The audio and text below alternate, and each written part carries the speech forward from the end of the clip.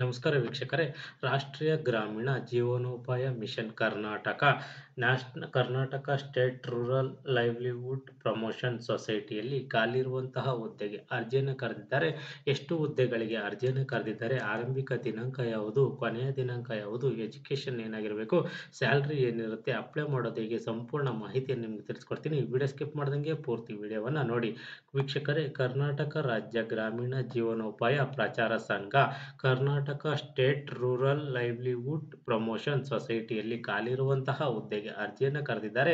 ಎಷ್ಟು ಹುದ್ದೆಗಳಿಗೆ ಅರ್ಜಿಯನ್ನು ಕರೆದಿದ್ದಾರೆ ಅಂತ ನಾವು ನೋಡೋದಾದ್ರೆ 3 ಹುದ್ದೆಗಳಿಗೆ ಅರ್ಜಿಯನ್ನು ಕರೆದಿದ್ದಾರೆ.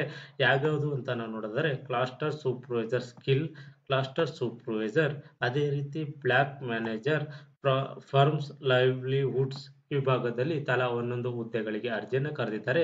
ಒಟ್ಟು 3 ಹುದ್ದೆಗಳಿಗೆ ಅರ್ಜಿಯನ್ನು ಕರೆದಿದ್ದಾರೆ. ಈ ಹುದ್ದೆಗಳಿಗೆ ಜಾಬ್ ಲೊಕೇಶನ್ ಎಲ್ಲಿ ಅಂತ ನಾವು ನೋಡೋದಾದ್ರೆ ದಕ್ಷಿಣ ಕನ್ನಡ ಜಿಲ್ಲೆಯ ಮಂಗಳೂರು ಬೆಳ್ತಂಗಡಿಯಲ್ಲಿ ಈ ಹುದ್ದೆಗೆ ಆಯ್ಕೆಯಾದವರನ್ನ ನಿಯೋಜನೆಯನ್ನ ಮಾಡ್ತಾರೆ. ಅದೇ ರೀತಿ ಈ ಹುದ್ದೆಗಳಿಗೆ ಸಂಬಂಧಪಟ್ಟಂತೆ ಎಜುಕೇಶನ್ ಏನಾಗಿರಬೇಕು ಅಂತೇಳಿ ನಾವು ನೋಡೋದಾದ್ರೆ ಕ್ಲಸ್ಟರ್ ಸೂಪರ್ವೈಸರ್ ಸ್ಕಿಲ್ ಈ ಒಂದು ವಿಭಾಗದಲ್ಲಿ ಗ್ರಾಜುಯೇಷನ್ ಅನ್ನ ಮಾಡಿರೋರು ಅರ್ಜಿಯನ್ನು ಸಲ್ಲಿಸಬಹುದು. ಜೊತೆಗೆ 3 ವರ್ಷ ವರ್ಕ್ ಎಕ್ಸ್ಪೀರಿಯನ್ಸ್ ಅನ್ನು ಹೊಂದಿರಬೇಕಾಗುತ್ತದೆ ಮತ್ತು ಕಂಪ್ಯೂಟರ್ ನಾಲೆಡ್ಜ್ ಅನ್ನು ಹೊಂದಿರುವುದರ ಜೊತೆಗೆ ಕನ್ನಡ ಇಂಗ್ಲಿಷ್ ನಾಲೆಡ್ಜ್ ಬಗ್ಗೆನೂ ಒಂದು ನಾಲೆಡ್ಜ್ ಅನ್ನು ಹೊಂದಿರಬೇಕಾಗಿರುತ್ತದೆ. ಅದೇ ರೀತಿ ಕ್ಲಸ್ಟರ್ ಸೂಪರ್ವೈಸರ್ ಈ ಒಂದು ಹುದ್ದೆಗೂ ಸಹ ಗ್ರಾಜುಯೇಷನ್ ಅನ್ನು ಮಾಡಿರಬೇಕು, 2 ಇಯರ್ಸ್ ಎಕ್ಸ್ಪೀರಿಯನ್ಸ್ ಅನ್ನು ಹೊಂದಿರಬೇಕಾಗುತ್ತದೆ ಮತ್ತು ಕನ್ನಡ ಇಂಗ್ಲಿಷ್ ನಾಲೆಡ್ಜ್ ಅನ್ನು ಹೊಂದಿರಬೇಕು. ಜೊತೆಗೆ ಕಂಪ್ಯೂಟರ್ ನಾಲೆಡ್ಜ್ ಅನ್ನು ಸಹ ಹೊಂದಿರೋರು ಈ ಹುದ್ದೆಗೆ ಅರ್ಜಿಯನ್ನು ಸಲ್ಲಿಸಬಹುದು. ಅದೇ ರೀತಿ ಬ್ಲಾಕ್ ಮ್ಯಾನೇಜರ್ ಫರ್ಮ್ಸ್ ಲೈವ್ಲಿಹುಡ್ಸ್ ವಿಭಾಗದಲ್ಲೂ ಸಹ BSc, MSc, ಮಾಸ್ಟರ್ ಡಿಗ್ರಿ ಆಗಿರೋರು ಅರ್ಜಿಯನ್ನು ಸಲ್ಲಿಸಬಹುದು. ಜೊತೆಗೆ 3 ವರ್ಷ ವರ್ಕ್ ಎಕ್ಸ್ಪೀರಿಯನ್ಸ್ ಅನ್ನು ಹೊಂದಿರಬೇಕಾಗುತ್ತದೆ. ಇವರು ಸಹ ಕನ್ನಡ ಇಂಗ್ಲಿಷ್ ನಾಲೆಡ್ಜು ಮತ್ತು ಕಂಪ್ಯೂಟರ್ ನಾಲೆಡ್ಜ್ ಅನ್ನು ಸಹ ಹೊಂದಿರಬೇಕಾಗಿರುತ್ತದೆ. ಅಂತವರು ಈ ಹುದ್ದೆಗೆ ಅರ್ಜಿಯನ್ನು ಸಲ್ಲಿಸಬಹುದಾಗಿರುತ್ತದೆ. ಈ ಒಂದು ಹುದ್ದೆಗೆ ಸಂಬಂಧಪಟ್ಟಂತೆ ವಯೋಮಿತಿ ಏನು ಅಂತೇಳಿ ಅದ್ರ ಬಗ್ಗೆ ಎಲ್ಲೂ ಇನ್ಫಾರ್ಮೇಶನ್ ಅನ್ನ ನೀಡಿಲ್ಲ. ಈ ಹುದ್ದೆಗಳಿಗೆ ಸಂಬಂಧಪಟ್ಟಂತೆ ಅಪ್ಲಿಕೇಶನ್ ಫೀಸ್ ಅರ್ಜಿ ಶುಲ್ಕ ಏನಿರುತ್ತೆ ಅಂತ ನಾವು ನೋಡೋದಾದ್ರೆ ನೋ ಅಪ್ಲಿಕೇಶನ್ ಫೀಸ್, ಯಾವುದೇ ರೀತಿಯ ಅರ್ಜಿ ಶುಲ್ಕ ಇರಲ್ಲ, ಫ್ರೀ ಆಗಿ ನೀವು ಅರ್ಜಿಯನ್ನು ಸಲ್ಲಿಸಬಹುದಾಗಿರುತ್ತದೆ. ಈ ಒಂದು ಹುದ್ದೆಗೆ ಸೆಲೆಕ್ಷನ್ ಪ್ರೋಸೆಸ್ ಯಾವ ರೀತಿ ಇರುತ್ತೆ ಅಂತ ನಾವು ನೋಡಿದ್ರೆ ರಿಟರ್ನ್ ಟೆಸ್ಟ್ ಇರುತ್ತೆ. ಇಲ್ಲಿ ಆಯ್ಕೆಯಾದವರನ್ನ ಇಂಟರ್ವ್ಯೂಗೆ ಕರೀತಾರೆ. ಇಂಟರ್ವ್ಯೂನಲ್ಲಿ ಪಾಸ್ ಆದವರನ್ನ ಈ ಹುದ್ದೆಗೆ ಆಯ್ಕೆಯನ್ನ ಮಾಡ್ಕೊಂತಾರೆ.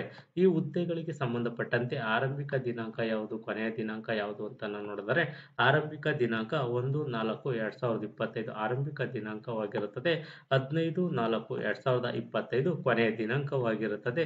ಈ ಹುದ್ದೆಗಳಿಗೆ ಸಂಬಂಧಪಟ್ಟಂತೆ ಹೆಚ್ಚಿನ ಮಾಹಿತಿಗೋಸ್ಕರ ಅಫಿಷಿಯಲ್ ವೆಬ್ಸೈಟ್ ಆದ ksrlps.karnataka.gov.in ಈ ಒಂದು ವೆಬ್ಸೈಟ್‌ಗೆ ಹೋಗಿ ಹೆಚ್ಚಿನ ಮಾಹಿತಿಯನ್ನು ಪಡ್ಕೋಬಹುದಾಗಿರುತ್ತದೆ. ಯಾರೆಲ್ಲ ಈ ಹುದ್ದೆಗಳಿಗೆ ಅರ್ಜಿಯನ್ನು ಸಲ್ಲಿಸಬೇಕು ಅನ್ಕೊಂಡಿದ್ರೆ ನೋಟಿಫಿಕೇಶನ್ ಅನ್ನು ಸಂಪೂರ್ಣವಾಗಿ ಓದಿ ನಿಮಗೆ ಇದು ಸೂಕ್ತ ಅನ್ಸಿದ್ರೆ ಮಾತ್ರ ಈ ಹುದ್ದೆಗಳಿಗೆ ಅರ್ಜಿಯನ್ನು ಸಲ್ಲಿಸಿ ಮತ್ತು ಕೊನೆಯ ದಿನಾಂಕವರೆಗೂ ಕಾಯಕ್ಕೆ ಹೋಗಬೇಡಿ. ಅಪ್ಲಿಕೇಶನ್ ಹಾಕ್ಲಿಕ್ಕೆ ಮುಂಚಿತವಾಗಿ ಅಪ್ಲಿಕೇಶನ್ ಹಾಕಿ. ಯಾಕೆಂದ್ರೆ ಕೆಲವು ತಾಂತ್ರಿಕ ಅಡಚಣೆಗಳಿಂದ ಅಪ್ಲಿಕೇಶನ್ ಹಾಕ್ಲಿಕ್ಕೆ ತೊಂದರೆಗಳು ಆಗ್ಬೋದು. ಮುಂಚಿತವಾಗಿ ಅಪ್ಲಿಕೇಶನ್ ಹಾಕಿ. ಈ ಒಂದು ಮಾಹಿತಿ ಇಷ್ಟವಾದರೆ ಸಬ್ಸ್ಕ್ರೈಬ್ ಮಾಡಿ, ಶೇರ್ ಮಾಡಿ, ಲೈಕ್ ಮಾಡಿ.